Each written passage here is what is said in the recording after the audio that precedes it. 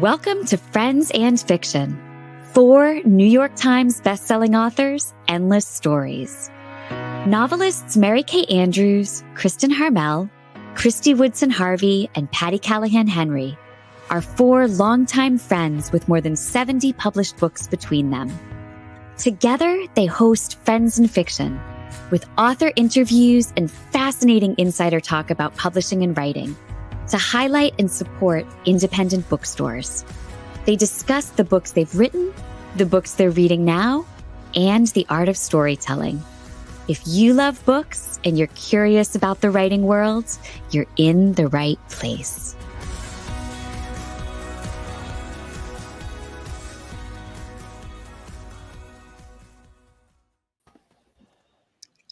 Hello, and happy holidays. It is Wednesday night, and that means it is time for Friends and Fiction. It's the happiest night of the week, and tonight, do we have a show for you? Not 1 guest, not 2 guests, but 8 guests, 8, who are here to help us celebrate this season, and a few more surprise friends in the after show. We are so glad you're here. I'm Kristin Harmel. I'm Christy Woodson Harvey. I'm Patti Callahan Henry, who forgot her Santa hat, so she has a red flower. It's adorable. I'm appalled. I know. But I'm also Mary Kay Andrews. And this is Friends and Fiction, headwear optional. 4 New York Times bestselling authors, endless stories to support indie booksellers. Tonight, we thought we would do something a bit different since this is our holiday episode. Before you get worried, we do have an episode next week too. But we know some of you might be traveling or getting ready for Christmas, and therefore you might watch that show later. So plus, celebrating today sort of splits the difference between Christmas and Hanukkah a bit better, which is an additional benefit. Yeah. And where there are holidays, there is happiness. And where there is happiness, there are books to escape into. And tonight, do we have a treat for you? All week long, and last week too, we've been sharing with you 8 of our 12 authors of Christmas. Books out this season. Kristin, Mary Kay, Christy, and I are the other 4. And tonight, all 8 of them are here to help the 4 of us celebrate books and this beautiful reading community. We'll chat about the holidays, and we're definitely going to even have a little poetic surprise for you, because you know how our Kristin Harmel is, and it is sprinkled throughout the show. I cannot wait for y'all to see what she has done. And if you want to find out, it is dorky. It's pretty awesome, is what it is. It's peak dork. Peak dork. That's what I aspire to. Yep. Yep. If you want to find out more about adorkable, as Meg says, it's adorkable. I'll take it. I'll take it all the way. Hashtag adorkable. If you want to find out more about the new books from each of these 8 authors or from the 4 of us, and we hope you will, just head over to our Facebook group page where you'll find all those posts under announcements. And I think it's called Featured Now, along with a link to enter a contest to win the bundle of all 8 books. But don't delay, because the contest closes tomorrow, Thursday at midnight. And as you know, we continue to encourage you to support independent booksellers when and where you can. And one way to do that is to visit our special Friends and Fiction bookshop.org page, where you can find all 8 of tonight's guest authors and books by the 4 of us and our past guests at a discount. And of course, at bookshop.org, a portion of each sale through the Friends and Fiction shop goes to support independent bookstores and to support the show. So if you enjoy watching, this is a way to support our guests, independent bookstores, and the Friends and Fiction group itself all at the same time. And I'm going to apologize in advance that every time I move, the bell at the top of my hat rings. But if you get annoyed, just think every time a bell rings, an angel gets its wing. It actually makes me think Santa's on his way as we speak. Okay, it's very festive. And it's making me feel even more guilty that I left my hat in Alabama. So you shouldn't have said anything. Your hat just looks like you're like chicer than the. I mean, your flower just looks you're chicer than the rest. Wait, if I do this, does it look like the hat is the wreath? Yes. Optical illusion. Nice. All right, y'all. And don't forget that this month we're working with the friendly folks at Butterball Turkey, who are celebrating the 40th anniversary of the famed Turkey Talk line, which it just hit me that the Turkey Talk line is older than Christy. Yeah, Just saying. right. Just saying. Yep. Well, look at there. Yep. And it is open through the end of December. Make sure to join us on our Talking Turkey with Butterball after show tonight to find out more. And you know what else we have in store for you in the after show? Our pal, Mary Alice Monroe. She is stopping by, one of our co-founders of Friends in Fiction, along with us. She will be dropping by to help us celebrate, and you do not want to miss that. And we also want to remind you, or, nag you, that since we're almost out of days to shop online for delivery before Christmas, along with our friends at Oxford Exchange, which is a fabulous independent bookstore in Tampa, we have designed the first ever Friends in Fiction reading journal. And it makes the perfect gift for other readers or for yourself. It has a gorgeous blue linen cover, quotes from the Friends in Fiction hosts interspersed throughout, and plenty of space to write down your thoughts on what you're reading. We hope you'll consider ordering one for yourself and maybe even a few for your friends or loved ones. Oxford Exchange does beautiful gift wrapping too. So it's kind of the perfect hands-off, easy gift for the readers in your life. We're so proud of this collaboration, and we hope you love it as much as we do. Yes, and right now, if you order a Friends in Fiction journal or any other piece of Friends in Fiction merchandise, you can get 20% off at Oxford Exchange with the code FF Happy Holidays. And you are going to want that reading journal because we are so excited to announce a fabulous new initiative for 2022, the Friends in Fiction Reading Challenge, which will be spearheaded by our friend Anita Armstrong, who I'm sure you all know. So together with Anita, we have put together a category for each month that we think is not only fun, but will also push each of us to expand our reading horizons this year and ensure that we fill up our beautiful Friends in Fiction reading journals. So be on the lookout for posts from Anita each month about the categories, and be sure to chime in with what you are reading. Speaking of our reading challenge, 2 of the books that fit perfectly in the challenge are The Wedding Veil, shameless self-promotion here, that comes out in March, and Mary Kay Andrews, The Home Wreckers, which comes out in May, which are a part of our spring reading box from Oxford Exchange that also comes with a snazzy free notebook gift. And if you order it before the 24th, also comes with a season's readings ornament in your very first box. Sounds good to me. Okay, ladies. That's a lot. Any questions? That's a lot. Well done. That's a lot. All right, ladies. Being rained upon with good news. That's amazing. I know. There was a lot of just information drop. I love it. Yeah. All right, let's talk about the holidays. So Friends in Fiction is still relatively new. This is our 103rd episode and our second holiday season together. Yeah. But we hope we're here with you for many, many more holidays to come. We haven't had a ton of time yet to establish holiday traditions as a group, but we do think there are a few traditions we've established over the last 103 episodes and 20 months. And yes, in case you're wondering, our first episode was exactly 20 months ago today. Wow. One of those traditions, and we hope you agree, is that we all get to be together every Wednesday night as one big family, and not one of those families that gets together and squabbles, but a family who shows up each week to support each other right here in the comments of the show and on the page throughout the week. If you've enjoyed being a part of that family, we hope you'll take a second now to say hi and happy holidays to everyone in the comments, even if you don't comment often. And even if you don't comment at all, we're so glad that you're here and we totally feel your support. Yep. And another tradition we've established is to support other authors. And the 4 of us are not the only ones who do so. So very many of you out there take the time to post in our community when you've read a book you love, and that means so much. The way that you spread the love for reading has grown this community. It's such a great way to support authors, as is posting reviews online and simply telling your friends on and offline about an author you have fallen in love with. Well, we're pretty fickle on this show. I mean, we fall in love all the time. And tonight we have a special treat for you in line with that tradition. We have 8 of our author friends joining us for a bit of holiday fun and to celebrate being part of this big, happy family of those who love books. We'll be bringing the first 4 guests on in just a minute. This couldn't possibly be just a standard episode, could it? Because you know what other tradition we've established? We've established a tradition of having fun. So we have something special up our sleeves. You knew we would, didn't you?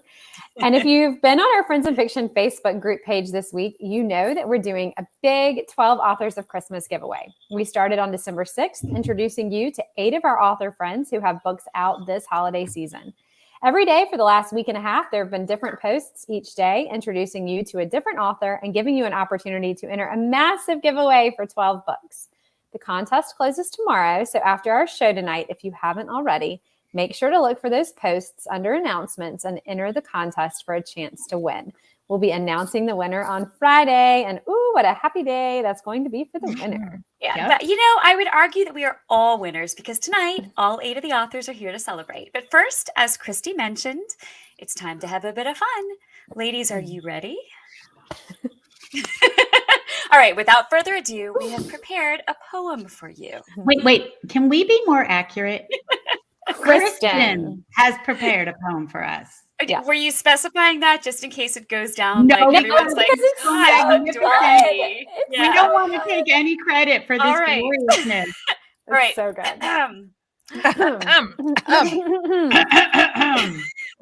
"'Twas the night before Christmas when all through the house not a creature was stirring, not even a mouse.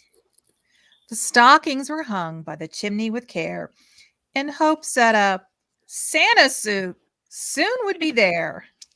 The children were nestled in Peachtree Bluff with Christmas and hurricanes not nearly enough.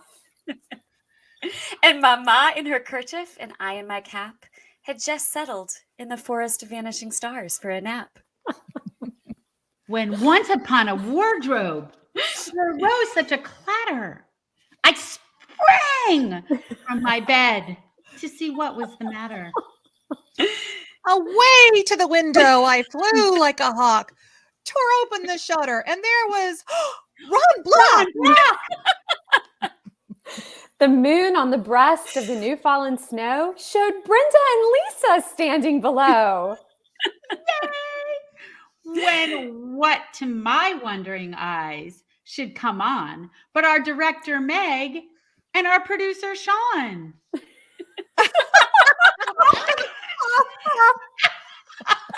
Oh my gosh, best day ever. I haven't seen that before. With a little old driver so lively and quick, I knew in a moment it must be St. Nick. More rapid than eagles, his authors they came, and he whistled and shouted and called them by name. Now Julia, now Anita, now Julie and Viola. On Rachel, on Susan, on Courtney and SADEQA. To the holiday gift prize, to this bundle of books. Now dash away, dash away, dash away. Look. All right, on that silly note, should we pause the poem and tell you about our first 4 guests tonight? Absolutely.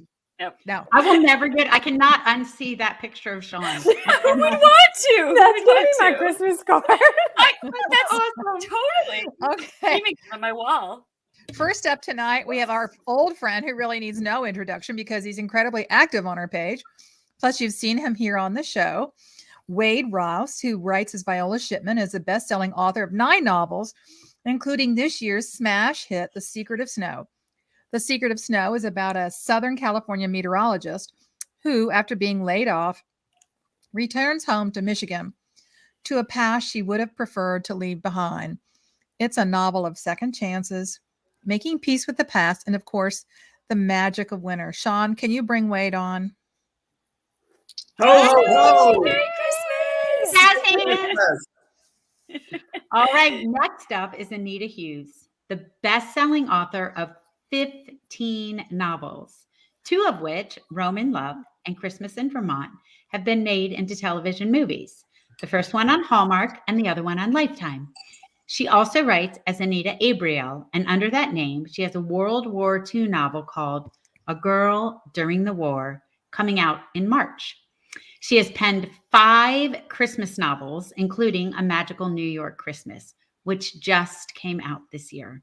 It's a love story set at New York's iconic Plaza Hotel with shades of the famous Eloise books, which Pop Sugar calls the perfect holiday romance. Sean, can you bring Anita on? Hi, Happy holidays. Holidays. We also have Julie Cantrell, a good friend of all of ours, and the best-selling author of several books, who is one of 5 authors who contributed a novella to the Christmas anthology, It's a Wonderful Christmas Classics Reimagined. In the book, which I loved and had an opportunity to read an early copy of, Lynn Gentry takes on Miracle on 34th Street. Kelly Stewart takes on The Nutcracker. I'm not going to say her name right again. Jennaire Tromp tackles White Christmas, and Allison Pittman reimagines the 1940 Barbara Stanwyck classic, Remember the Night. But if you read my parade essay earlier this year about my holiday decorating fiasco, you probably know that I identified the most with Julie's story, which is a take on the Griswolds of National Lampoon's Christmas Vacation. Sean, can you bring Julie on? Hey, Julie! Love it. The hat. That's awesome. It's a little wreath. We're just going a little wacky tonight. I like it. And it like really coordinates with your blazer too, Right? which I feel like just looks really like you planned it all. And did you notice Sean is a genius and all our names are in red? I mean, brilliant. Love it. Okay, tonight we also have Courtney Walsh, a best-selling author who runs a performing arts studio and youth theater with her husband, and who also writes small town romance and women's fiction, including this year's A Cross Country Christmas, which is part of the Kindle Unlimited program. So if you belong to that, you can grab it for free right now. Cool. It tells a story of a TV set decorator who hitches a ride home for Christmas from California to Illinois with her brother's good friend, Will, who also happens to be the childhood crush she's been trying to forget for the last decade. It's Sean, so could you good. bring Courtney on, please? So good. Happy holidays. Wish I had a hat. I'm So feeling. do I, Courtney. So you can have mine, Courtney. I was looking around my room thinking, do I have anything? I'm sorry. I should have told you ahead of time. I was too busy writing a foolish poem to actually include anybody in any real information. Courtney, I almost put a poinsettia on my head, but I didn't. I did like that look. Thank you. It's good. It's good. All right. Welcome, ladies and gentlemen. We are so happy to have you here to help us celebrate the holidays. To all of you out there, you can read all about these 4 books in depth on our page. They've been posting all this week and last. But for now, we wanted to ask these 4 authors each a question. So each of you has written a Christmas story this year, as have 2 of the 4 of us. What appeals to you about writing stories set during the holidays? Wade, do you want to start us off? Sure. How much time do you have? Because I love everything about the holidays. I think most of all, I like writing about the heirlooms that my family had, and I love bringing those to life. Be it ornaments or bottle brush trees. But I think probably the bigger thing is I think the holidays are where we try to be our best, but it's also when we're the most fragile. So I like really exploring that depth of human emotion in my holiday books. So that's one of the things I love the most. Oh, I love that. How about you? How about you, Anita? Well, this is my 5th Christmas book. So I guess I'm a bit of a junkie in writing them. I think because they can be a little bit more whimsical, a little bit more magical. And because it's so much about the time of year, so much about gratitude and forgiveness. So both those things at the same time. Oh, that's such a good point. Absolutely. How about you, Julie? It's fun. It's just a lot of fun. And I think regardless of what kind of tradition we celebrate this time of year, these winter holidays all kind of have that same shared core message, which is the light outshines the darkness. And I think that's a beautiful thing to explore. And it was a fun way to do it, a natural way to do it through the holidays, and a fun way to do it through our favorite holiday films. Because what makes people happier than watching holiday films that just give us a fun escape? It was a lot of fun. Oh, that's so true. That's awesome. And how about you, Courtney? Well, I think for me, I write sweet romance. So, I mean, the setting is really important to bringing the story to life. And I think it's kind of like cheating a little, because the setting at Christmas is automatically cozy and magical. And you just sort of feel like, I want people to feel like they're curling up with like a cup of cocoa when they read my book. It's like a hug. It's like a Christmas hug. So there's just something so magical and special about this time of year. And you're kind of starting with that when you get the story. and then you can just keep building the story on such a great foundation. So, and I have to agree, it's tons of fun. That is awesome. You guys are making me want to write a Christmas book. How about never say never? How about you, Mary Kay? I think for me, it's the notion that I've been given permission to be unabashedly sentimental, to be nostalgic. I can let go of cynicism and irony and, embrace the light instead of talking about the dark. For me, last year was dark enough, which is why I wrote the Santa suit, because I wanted to embrace the light. That's awesome. And Christy, you just just had your first Christmas novel come out. How's that experience been for you? What appeals to you about it?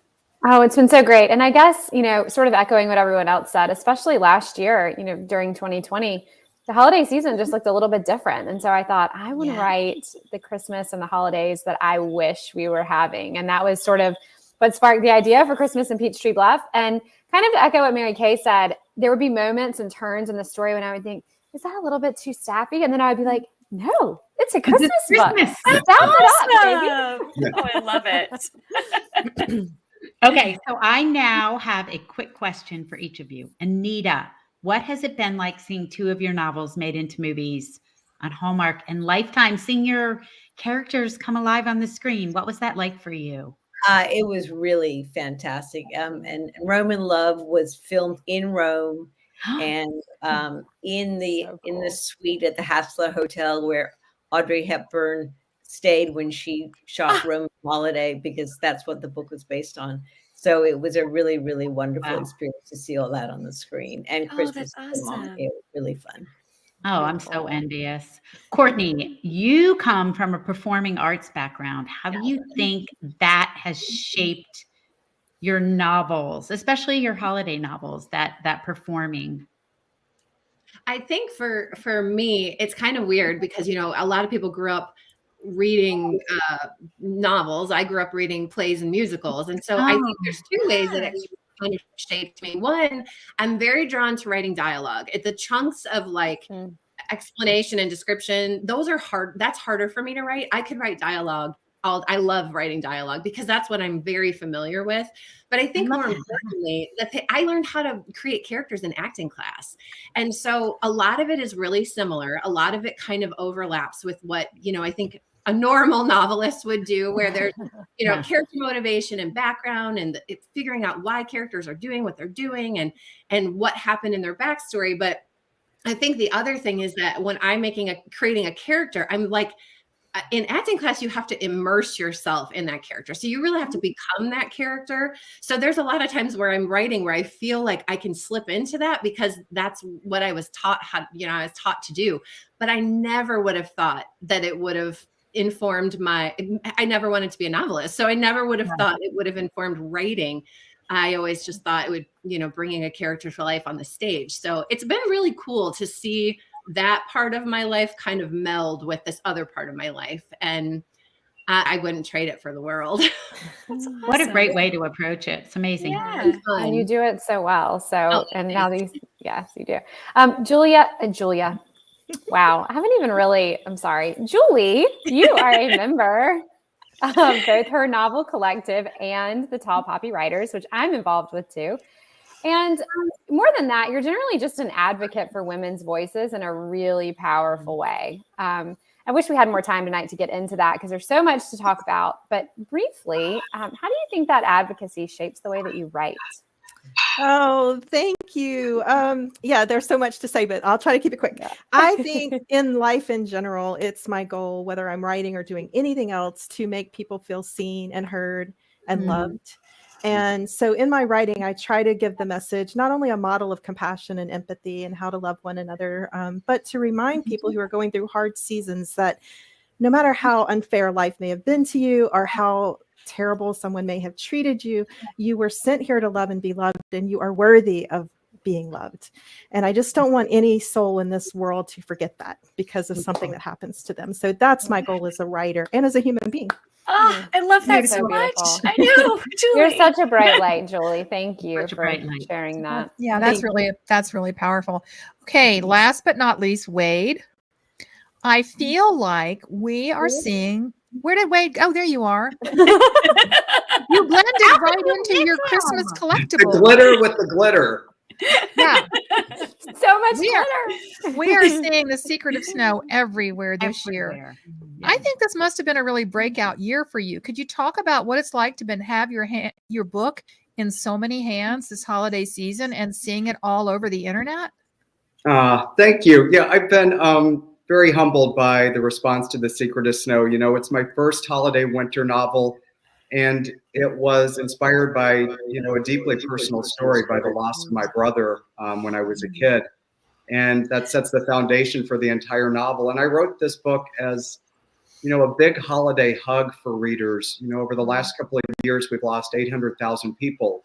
Yeah. And holidays will never be the same for so many. You know, there'll be holes under the trees, and there'll be holes in hearts and empty chairs at the dining room table. And I know what that experience is like. And I wanted The Secret of Snow really to be a reminder to readers that it's okay to give voice to grief and loss this time of year, that it's okay to feel less than perfect at the holiday season, and yet also to remind readers that we need to celebrate and remember those we've lost. It's okay to feel that, and to reach out and give hugs to those who need it more than ever right now. And I can't thank the Friends in Fiction group and authors enough for all of your support. I mean, it's meant the world to me and made a huge difference in the success of this book. So thank you all.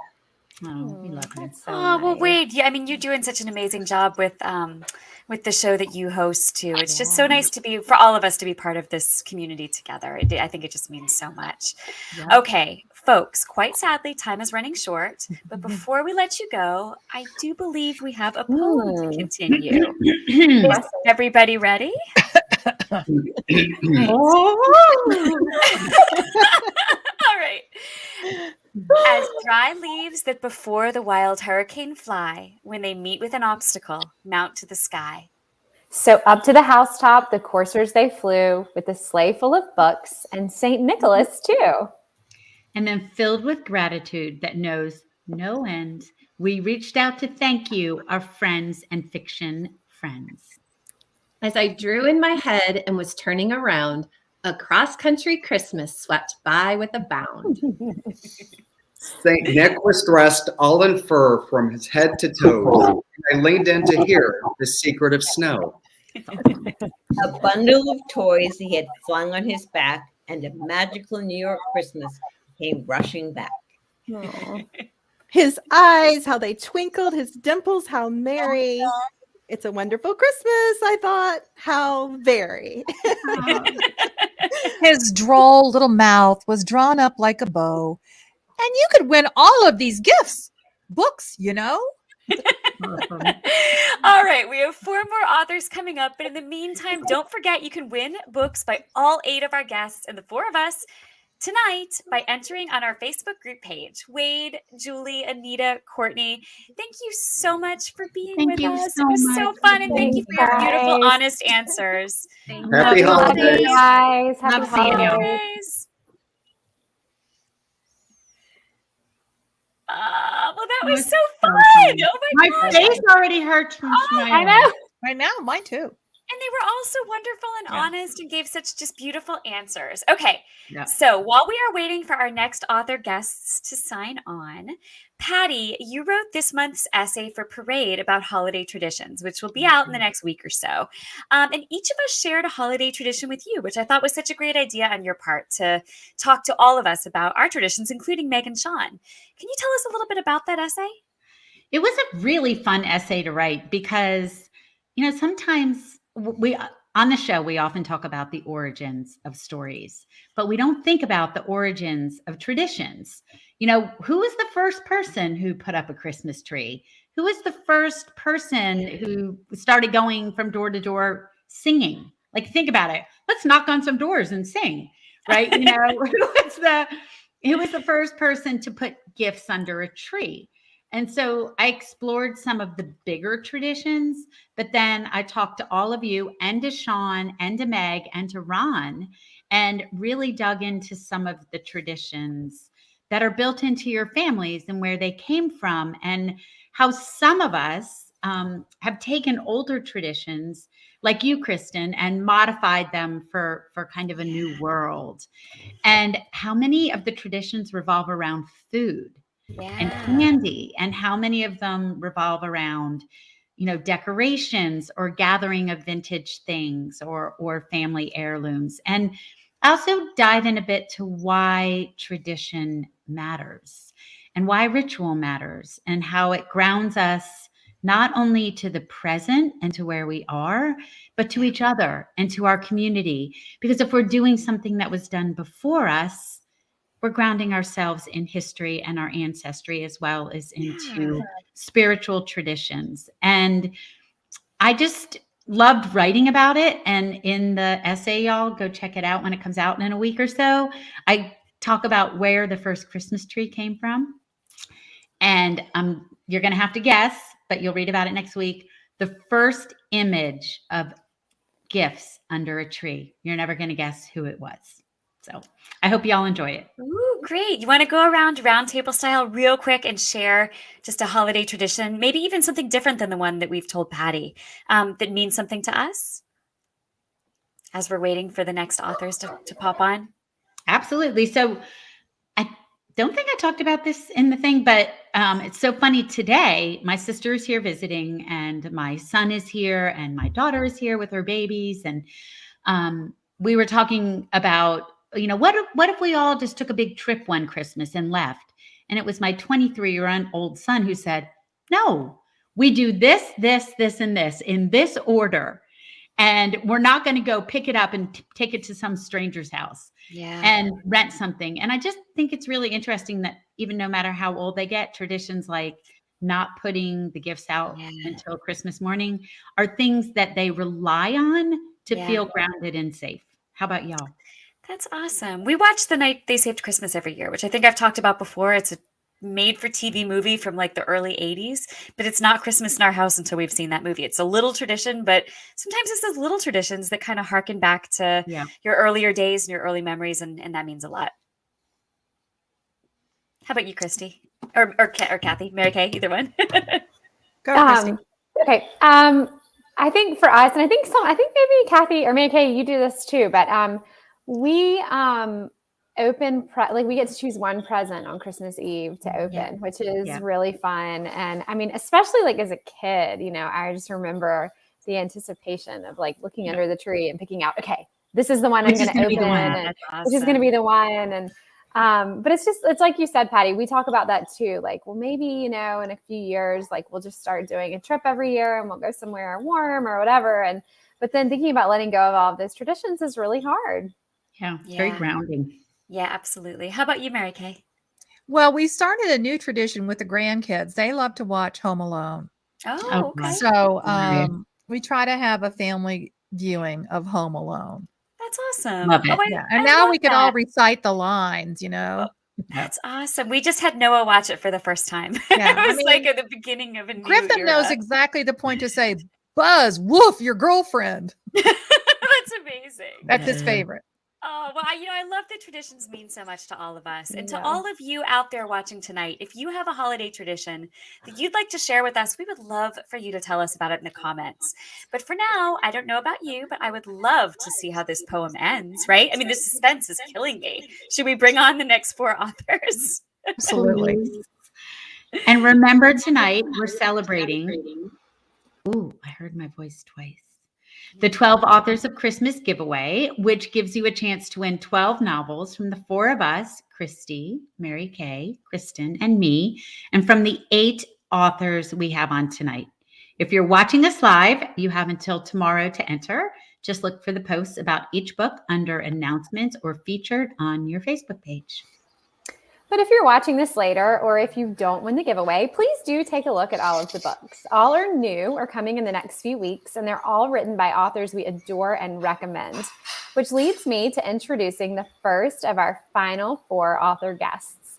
Julia Kelly, who happens to be a publishing sister to Kristin and me, since all 3 of us are published by Gallery Books, is the best-selling author of 10 novels, including the brand new The Last Dance of the Debutante, coming January 4th. It's set in mid-century Britain in 1958, the last year debutantes were presented at court, and it tells the story of 3 of the last debutantes ever presented to Queen Elizabeth II. Sean, can you bring Elizabeth on, please? I mean, God, y'all, what's wrong with me? I was like, wait, who's Elizabeth? Who's Elizabeth? I'll go by Elizabeth. That's fine. What is wrong with me? Julia, you are now the queen. We dub you I love it. the queen. It's what I've been aspiring to my whole life. So You're gonna like kick me off. You should kick me off the show. I can't do people's names, obviously. We dub you the queen. Julia can knit her own sweater, but I cannot call people the right name the tonight. queen's sweater. She And made it's that. not like I don't know them. I know. Can we talk about the Duchess Queen? Okay, I'm going to tattle on you, Julia. For all of you out there, Julia knit that sweater herself. I knit that sweater and then I realized it looks like your book cover. So I had to let you know about it. It's So amazing. And that's We've why been you're the talking queen. about you behind your back all week. It's so Yeah. beautiful. Thank Beautiful. you. Is it my turn? Yes, it is. I'm sorry, y'all. I'm having technical difficulties. Can you hear me okay? Yeah, you sound great. Yep, you're good. Okay. We also have Rachel Hawkins, who, like Anita Hughes, has a double identity. I know a little bit about that.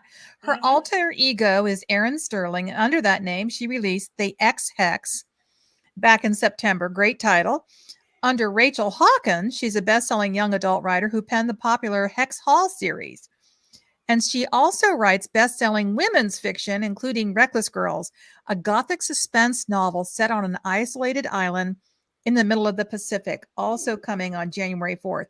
Sean, can you bring Rachel on?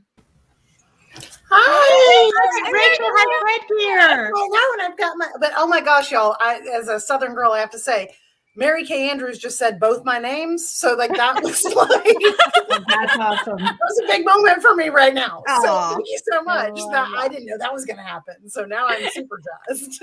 That's awesome. That's awesome. Okay, next up, we have our friend SADEQA Johnson with the paperback edition of last year's popular, beautiful, enthralling novel, Yellow Wife, a searing historical about an enslaved woman named Phoebe Dolores Brown, who has to survive in the Devil's Half Acre, an infamous jail in Richmond, Virginia. That paperback will be out in just 3 days after Christmas. So get your gift cards ready. SADEQA is the best-selling author of 4 novels, and like Julie Cantrell, and just like our very own Christy, she is a member of the Tall Poppy Writers. Sean, can you bring her on, please? These are my jazz hands, guys. I love that. These are my jazz hands. You're so good. Oh, look at your cute little tree. I love that. Oh, I love it. Awesome. Finally, we have Susan Meisner. See how I said her name We correctly? see that. We did that. We did. God. The best-selling author of 15 novels, including The Nature of Fragile Things, which is coming out in paperback on January 4th. And I love that book. Yeah, It's a richly detailed historical novel set during the infamous San Francisco earthquake of 1906 about 3 women whose lives intertwine in a story of motherhood, love, and fear. Sean, can you bring Susan on, please? Hi, our friend. Susan. Oh, so good to see you. Well, welcome, ladies. Happy holidays. We are so happy to have you. Now we have a question for each of you, and we'll have to keep these quick since we're short on time. SADEQA and Susan, the first one is for you. You've both written novels about time periods that are perhaps less prevalent in new historic fiction these days. SADEQA, Yellow Wife is set just before the Civil War, and Susan, The Nature of Fragile Things is set just after the turn of the last century. Both tackle very difficult subject matter. Susan, you write about a terrible earthquake, but there's also a character in this book who is as dangerous as the earthquake itself. How did you handle writing about such a tough subject? Yeah, here's the book. It's The Nature of Fragile Things. And, dark times fall upon all of us. We can't escape them. And I know that's true. I also know that dark places and dark times, they don't usually last. We usually get through them. And I think when you read a book about a character who's gone through a dark time or has been impacted by a dark person, You can learn things through their experience that you might be able to then bring into your own life at another time. And when I write, it's kind of the same way. I know that I'm writing about something that's probably really terrible, but it's not going to last. I am going to bring that character through it, and they're going to be transformed. And I know dark times do that to us too. Most of the time we emerge from a dark time or a dark moment in our experience in our life that transforms us. And so we're usually maybe better versions of ourselves, stronger. Now we know what kind of courage we have. We know how strong we love. So it's not all bad. It's just difficult when you're going through it. But when you're writing about it or reading about it or experiencing it, usually a dark moment in your life, when you come out on the other side of it, you find that you're transformed in a good way. Awesome. That's great. And SADEQA, some of the things Phoebe goes through in Yellow Life are almost, unimaginable, but they were part of our country's history and we can't forget them. There are beautiful, happy moments in this book too. I don't want to, not talk about those, but if you will, talk about the importance and the difficulty of sometimes going to those dark places in your writing. Yeah, it is important. For me, it's a whole vibe. I have to turn my whole body over to my characters. And I was writing a scene probably like 2 or 3 weeks ago, and I sent an email to my agent after I finished, and I was like, I have to go to bed. Like, I just need to go get under the covers and take care of myself. And so, these things happen. And that is really what storytelling is for me, is shining a light in a dark place and giving it enough energy that people can see it, feel it, taste it, touch it, and understand that, this is where we came from, but we can do things differently going forward. Yeah, that's awesome. That's such a great message and such a beautiful, beautiful book, and has goodness received so much praise this year that is so well deserved. Yeah. So Julia, your book is also historical, but is set more recently. You've really become known for these sweeping historical tales set in England, where you've lived for the last several years. So what appeals to you about writing fiction set in your adopted home? It's a good question. I think for me, a lot of it stems from the fact that I'm an expat, but I'm also a British citizen. I'm a dual national, and I've always been interested in understanding a little bit more about where my mother's family is from, where I'm from, even though I didn't grow up there. So I think one of the things as an author that I often find in talking to other authors is we're always looking for something new. We're always trying to learn something with the books that we write.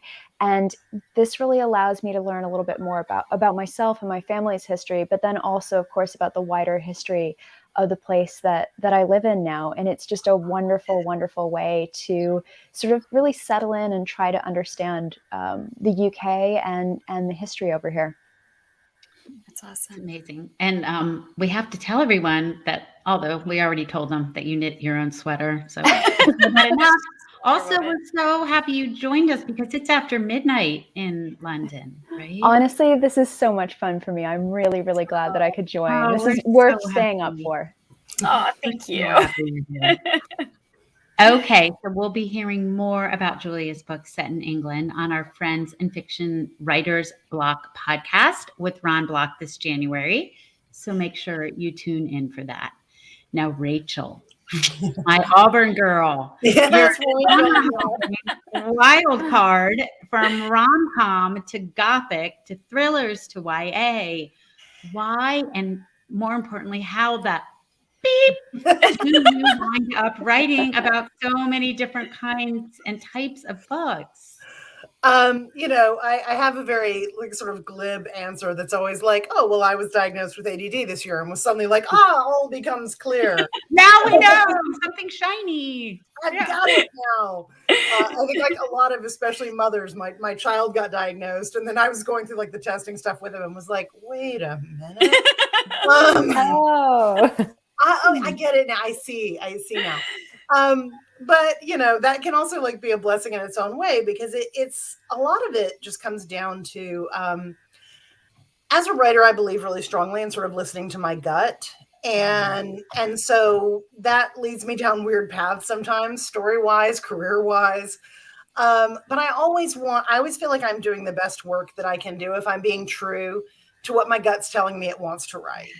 And for me, it just means writing a bunch of different stuff. Now I'm pretty sure that I'm done with YA. I did a solid kind of 10 years there, and am really proud and happy of all of those books. But once I'd sort of moved into both thrillers and romance, I sort of felt really rejuvenated as a writer. It was kind of like, oh, okay. Like I had, we joke about like, oh, we don't run out of ideas, but sometimes you do run out of ideas. Yeah. And I had really run out of ideas for YA. And so rather than sort of panic, it was like, okay, well, what do you have ideas for? What do you want to do next? And as someone who also reads really, really wild, both wildly and widely, or rarely, to me to kind of like chase the stuff that I was interested in. So, chasing the shiny that catches my eye has not led me wrong yet in life or in the career. So yeah, it's basically that. It's that thing of just writing is hard. So what would make me really happy to write? And that's what I write. It's a great first question to put on the table when you're thinking what to write next, right? It's like, does it fill me with energy and happiness? Do I want to write it? Yeah. Right. Like what ideas excite me, because again, like you're going to end up in that, like I've written 150 pages and I'm so sick of this. Or I've written 100,000 words and I hate it. Yeah. Like no matter what, like you're going to end up there, whether you love it or we're just sort of like, maybe this will sell. Yeah, right. So I feel like, at least if you love it, like love can kind of pull you through those tougher parts sometimes. There's a song in there. Yeah, exactly. I just feel like I'm about to burst into a for our next episode. Kristin will write it for us. The Friends and Fiction album. Exactly. Rachel, I think it's a good reminder for readers too. I think a lot of us feel like, oh, well, this is the genre I read in, and so I have to keep reading books in that genre. But it's about what speaks to you. And if you're called to these books that sound appealing or sound exciting, like maybe that's your next book, even if it's not what you feel like you're expected to read. So exactly. It's a good question. There's so much that's good out there. Like every good section of the bookstore has got like so many amazing things. Like I could never limit myself to reading or writing. So true. Okay, ladies, it is now time to finish up this holiday poem. Are you all ready? Are you ready for this? Okay.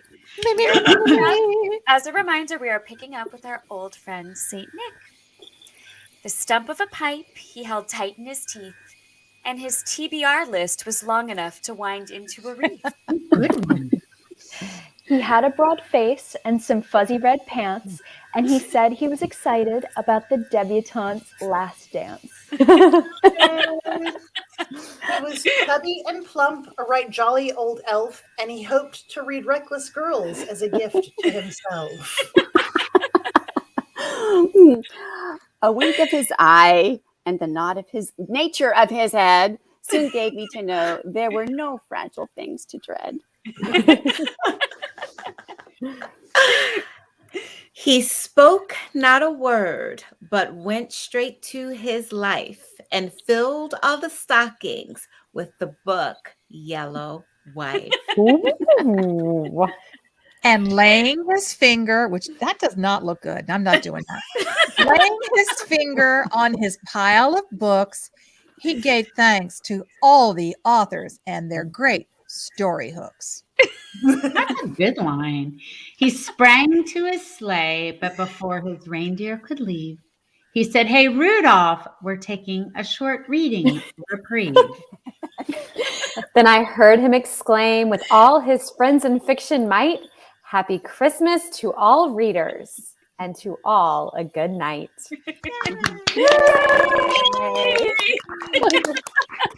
Another masterpiece, Kristin. 5 stars. Very good. 5 stars for sure. That was excellent. Well, ladies, if we haven't terrified you or just alienated you entirely by being such dorks, that would be me. We would hope you would stick around for just a few more minutes because we have one additional question for you after a few quick announcements. Just a quick reminder, always for me, because I love our Writer's Block podcast featuring our dear friend, librarian Ron Block. We always post the links under announcements each time a new one goes out. And Ron often posts little teasers too, where you can hear a little bit of it. A new episode launches every Friday. This past week, Ron talked about reality TV, and you have to listen to it. It's hilarious, with Amy Phillips. And this Friday, we have a super treat, part 2 of Ron chatting with Kim Ritchie and Gretchen Peters about songwriting as storytelling. I have to tell y'all, I am obsessed with this 2-part podcast about writing songs. If you're not hanging out with us yet in the Friends and Fiction official book club, you are missing out. The group, which is separate from us and run by our friends Lisa Harrison and Brenda Gardner, is now 10,000 strong. Yep. I'll be joining them on Monday to chat about Christmas in Peachtree Bluff, and then they'll be reading The Secret of Snow by our good friend Wade Rouse, who you saw earlier, who writes as Viola Shipman. The group will be discussing his book on January 24th. And make sure to join us for our next episode of Friends and Fiction next Wednesday, right here at 7 p.m., where we will host Maria Amparo Escandon, the author of L.A. Weather, which was a Reese's Book Club pick. Then in 2 weeks, join us as we welcome best-selling romance author Sarah MacLean. And if you are ever wondering about our schedule, it is always on the Friends and Fiction website and on our header on the Facebook group page. All right, ladies, before we let you go, we just have one more question. This year is hopefully going to be so different from last year, both for all of us as touring authors and as human beings in our own lives. What is your hope for this reading community and the world at large this holiday season as we close out 2021 and move into 2022? Julia, do you want to take that one first?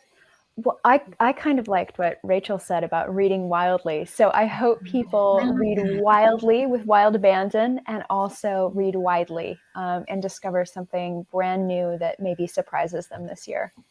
I love that. Awesome. New hashtag, reading wildly. Yeah, I love that. How about you, Starting a Susan? trend. Yeah. Trend, I love it. Yeah. Oh, I guess my hope is that everyone would hold on to hope. I wrote about a pandemic, an early one, the 1918 pandemic. I wrote about in another book, and I can tell you it ended. It ended. And I feel like our time that we're in right now, this is not forever, folks. So hang on to hope. The end is coming. We don't know when, but it's coming. Hang on to hope, and don't forget to love. It's so easy to love. Just hang on to those things. Oh, I love that. How about you, Rachel? Yeah, I think, my biggest hope is that I do hope that things are safe enough that we can kind of gather as readers and writers again. Writing is such a solitary business, and getting to meet with readers and talk to them is such a like soul-filling kind of thing. Yes. And I'm so grateful that we've been able to find other ways of doing that. Things like this, things like Zoom visits and things like that. But I do hope that we can all sort of gather in a place, in person, hopefully in 2022, that things will be safer then. And the same thing, like I hope that people continue to find joy in books, continue to surprise themselves, like Julia said, with like what they read, with what appeals to them. And just, I hope they find like the best thing in the whole wide world is being like finding an author that is new to you, but they've got a backlist of like 25 books. Yes. That is what I wish for everyone. That sublime joy. So yeah. That's awesome. Love it.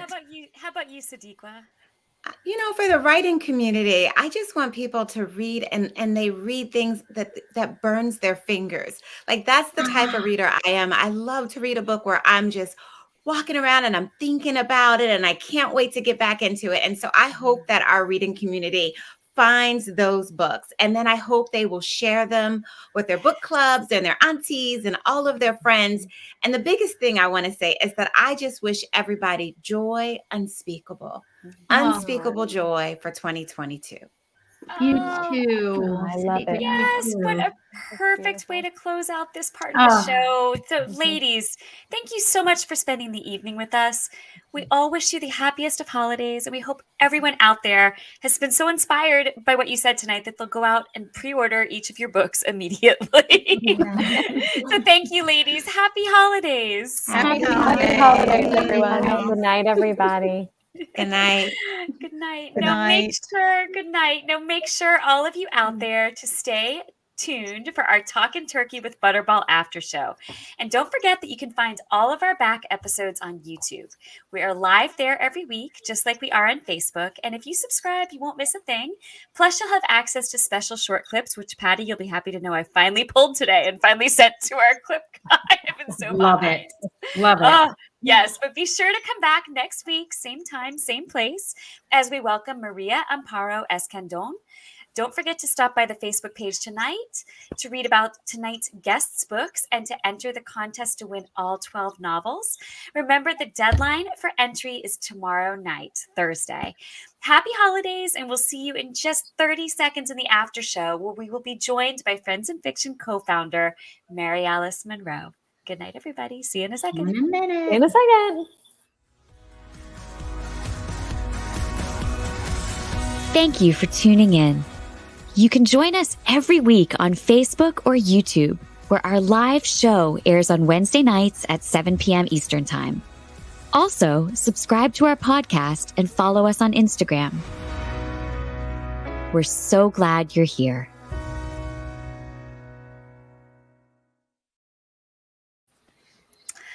Oh, what an episode! That was so much fun. Such a good So much fun. episode. You know, you were just Kristen, you knocked it out of the park. That was Kristen, amazing.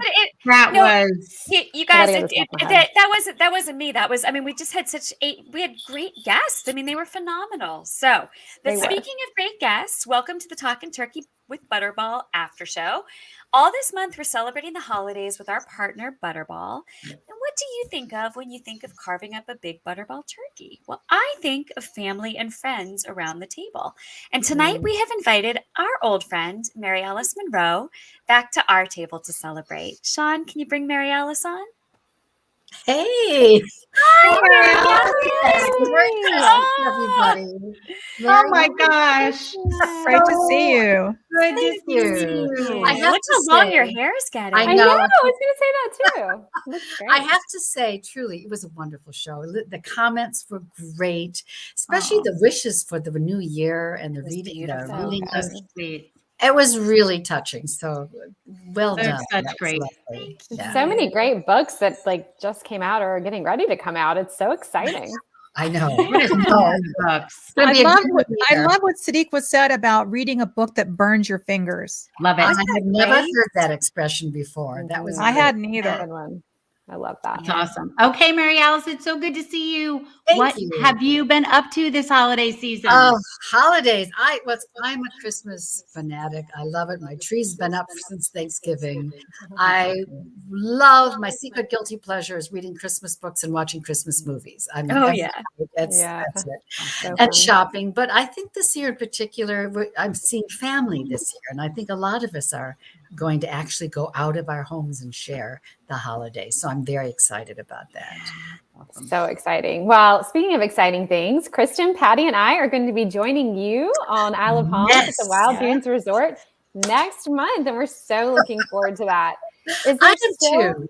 Is there still time left for people to buy tickets? Because they may be great. Absolutely. You know, we have we're going to sell out. It's moving really fast. I'm so Oh my excited. gosh. And Cannot the wait. event is January 16th, and it's Martin Luther King holiday. And because it's a 3-day holiday, a lot of people are actually flying in. And Wild Dunes Resort, which by the way will be lovely in January if you live in a cold climate, they are offering a discount, like 15% off on the hotel rate, discounts for meals, and we have added the weekend. And all the girls are going to be talking on Saturday and Sunday. So, but the big event is Sunday. And friends of Friends in Fiction, like Caroline's Cakes and Charleston Coffee Roasters, they're all bringing their yummies for everyone to share. It's going to be just wonderful. So go to all our sites and my Facebook page, wilddunes.com, and get your tickets. It's a perfect gift for your book club, for your reading pal, or maybe just yourself. I like that. One for me, one for you. One for me, one for you. Honestly, it's, you know, I've been doing this. This is the 19th year. Oh my Wow. God. Doesn't time go by fast? And I've Who had, was your first? Who was the very first? I think Patty, I think it might have been I was you. gonna say, That's funny. Wow, We're like Patty. 35 people, and now we have near 500. Yeah. So it's really grown. But we've had, let's see, I remember the year Pat Conroy came with Cassandra, and Kathy Wrights came with her family, Brendan and Carrie. And Kathy, Mary Kay Andrews, you've been here a couple of times. We've just had so many great guests. And this year, having Christy and Kristin and Patty join us, and we'll miss you, Mary Kay. Yeah, I'll be up to my ears in copy edits. That's what I understand. So Yeah. it's going to be fabulous to see you all in person again. Yeah. It is. It's going to be so much fun. It's And going there's to be here workshops before on. we know it. It But is. Ron I Block is know. coming. Ron Block. Let's not forget Ron Block. Yeah, that's always so fun. And then the girls, Lisa Brenda and Lisa Brenda are coming.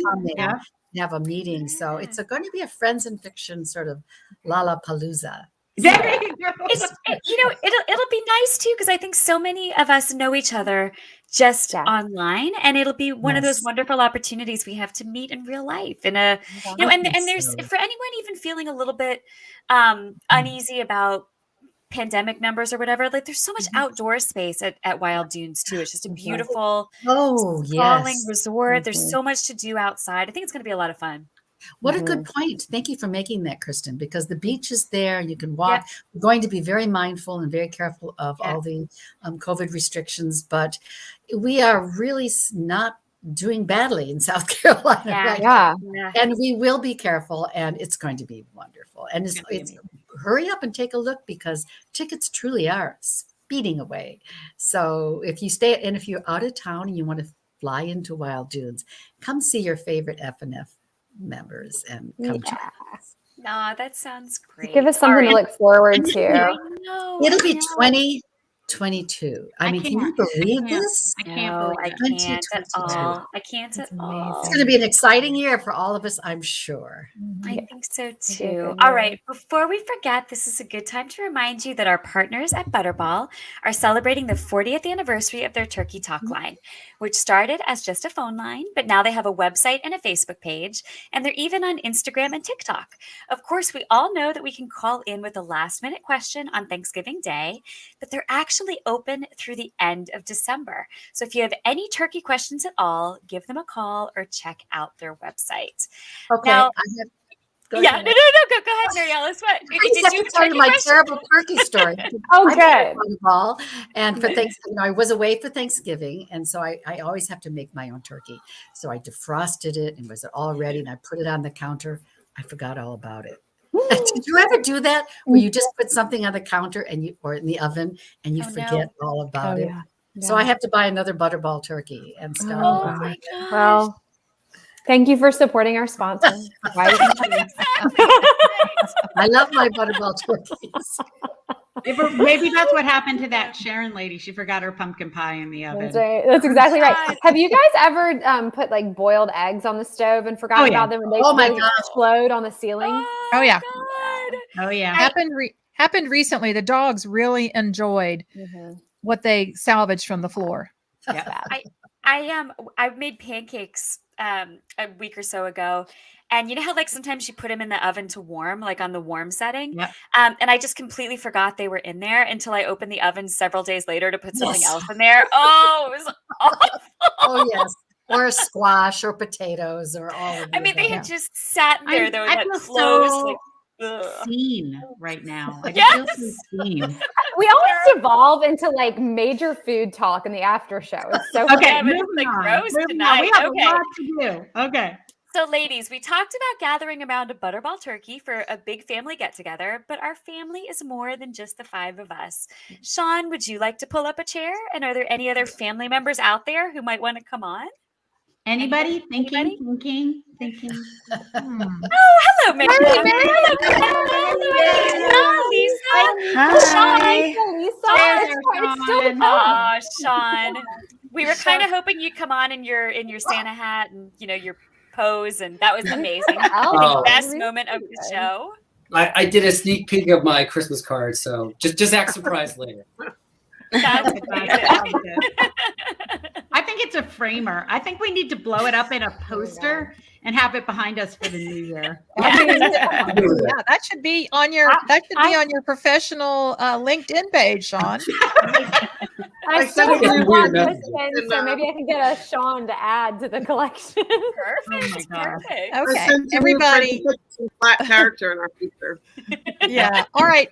You all know Sean, I hope, who runs all of our tech behind the scenes, and Meg, who is the glue, aka managing director. And I hope you also know what? Sparkly glue. Glitter glue. She's the sparkly glue, right? The glitter glue. The glitter glue. By now, you also know Lisa Harrison and Brenda Gardner, who run our book club. And if you spend any time on our page, or the book club page, Look at what she's got, Mary Kay. Holidays. That is for you, Mary Kay.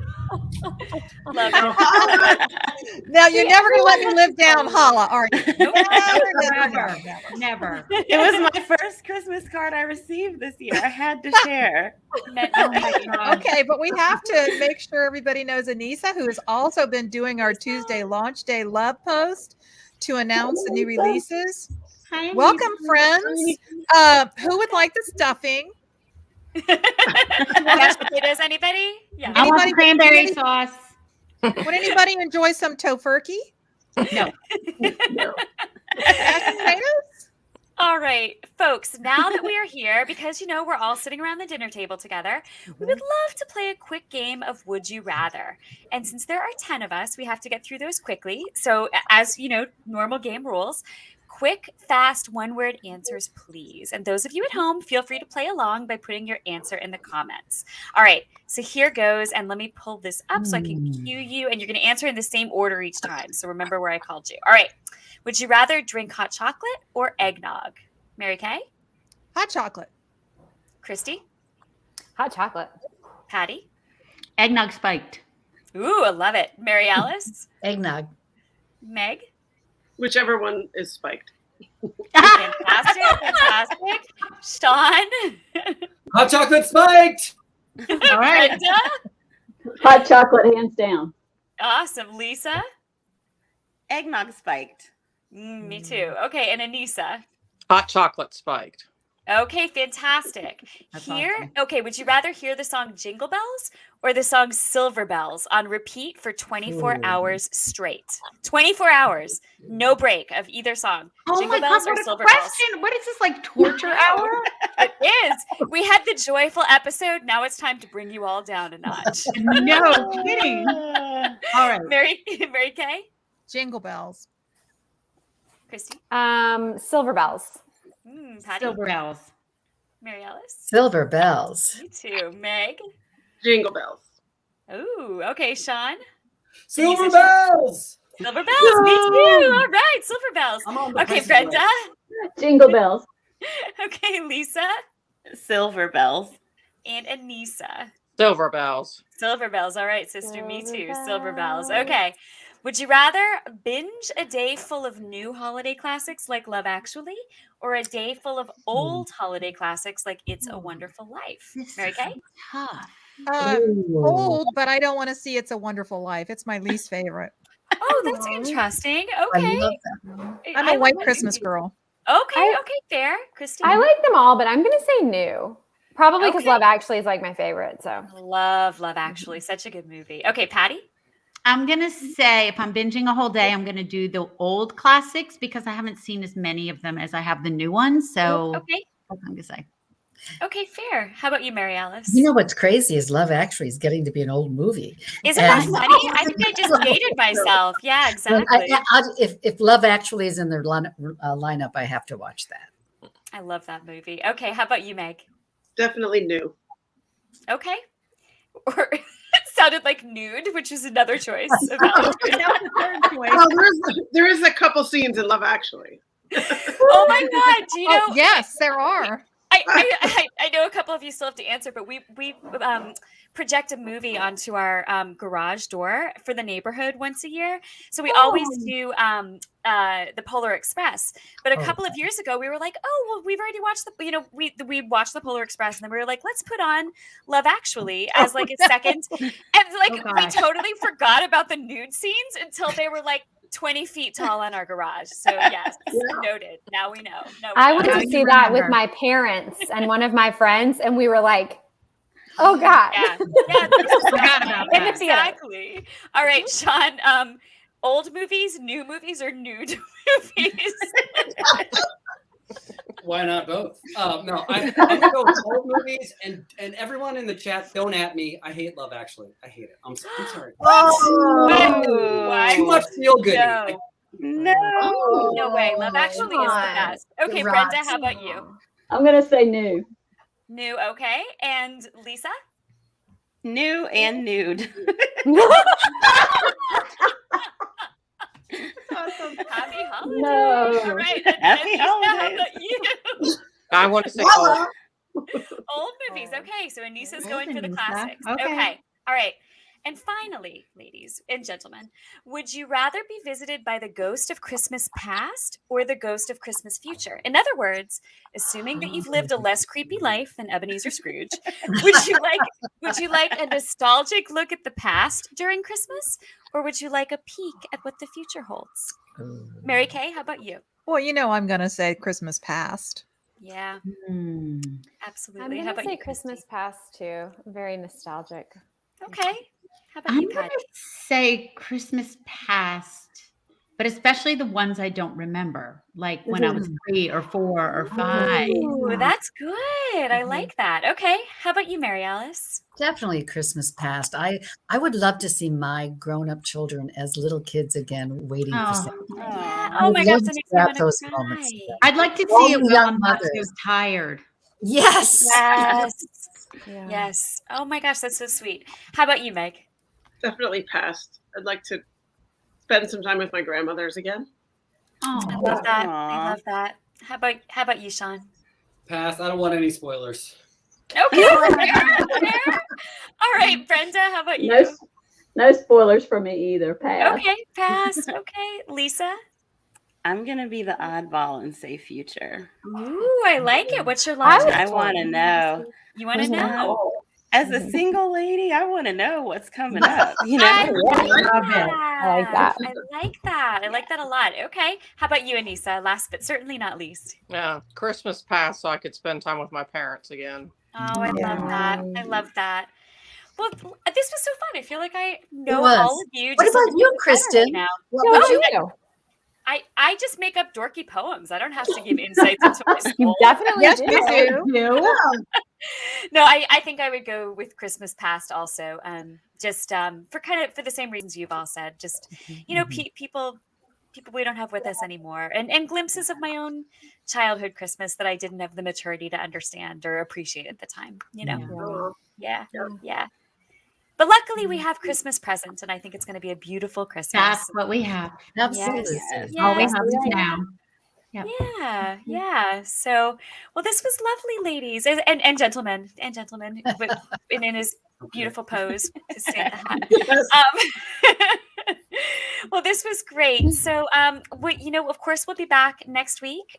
This isn't it for the holiday season, but as we said, this was just a fun opportunity to get together to kind of kick off the final, a week and a half or so as we're rolling toward Christmas. 10 days, right? 10 days from today. Wow, 10 days.